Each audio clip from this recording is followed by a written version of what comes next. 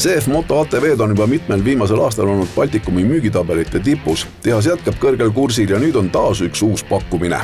Ta on tänapäevase nimetusega siis SSV ehk Side by Side Vehicle ehk siis istud seal kahekesti külje kõrval ja ta on sport ja vaba ja sõiduk maastikule või meil on nad õnneks ka omavad tänavalegaalse sõiduki tüübi kinnitust ehk siis T1 B-klass ratastraktor kuni 60 km/h avalikel teedel võib sellega sõita. See on täielik ju fun riist, kui me hakkasime rääkima sellest, et ATV-d on väga palju populaarsust selles vallas võitnud, siis tegelikult see on juba nagu samm edasi, kes juba ATV-st näiteks ära tüdineb.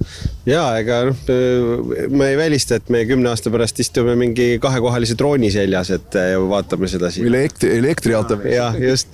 Aga jaa, see on samm edasi. Tegelikult inimesed otsivad ju järjest uusi meelelahutusvahendeid endale, et ühel hetkel olid jalgrattad, siis tulid mootorrattad, siis tulid ATV-d on ju nüüd siuksed pagi või siis UTV-laadsed tooted, et eks see maailm läheb niimoodi, et midagi tüütab natukene ära, siis otsitakse või toodetakse midagi uut ja värskemat peale.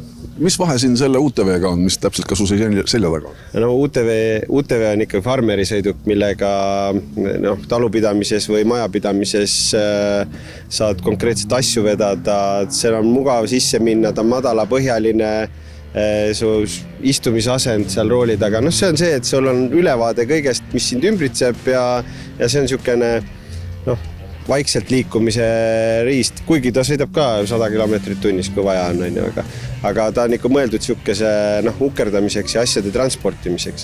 Pole võimatu, et pagi saab Eesti Autospordiliidu võistlussõidukite nimekirja lisatud ja siis pakub ta rohkem võimalusi.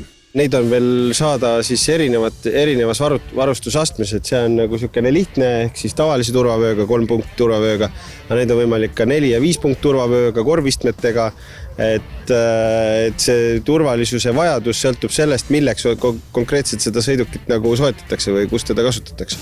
Aga on saadaval ka uus ATV CF 625.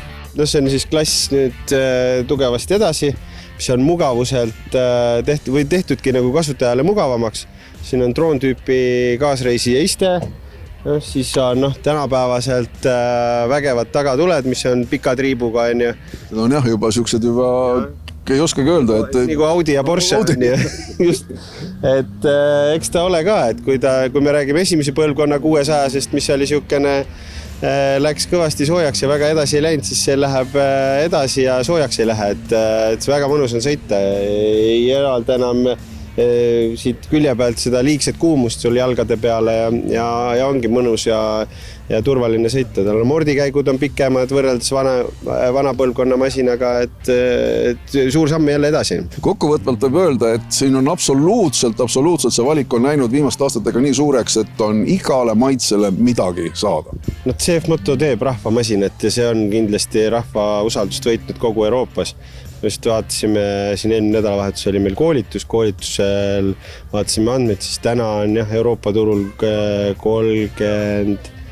ligi 30% turuosa juba CF Moto võitnud, et see on ülikõva saavutus.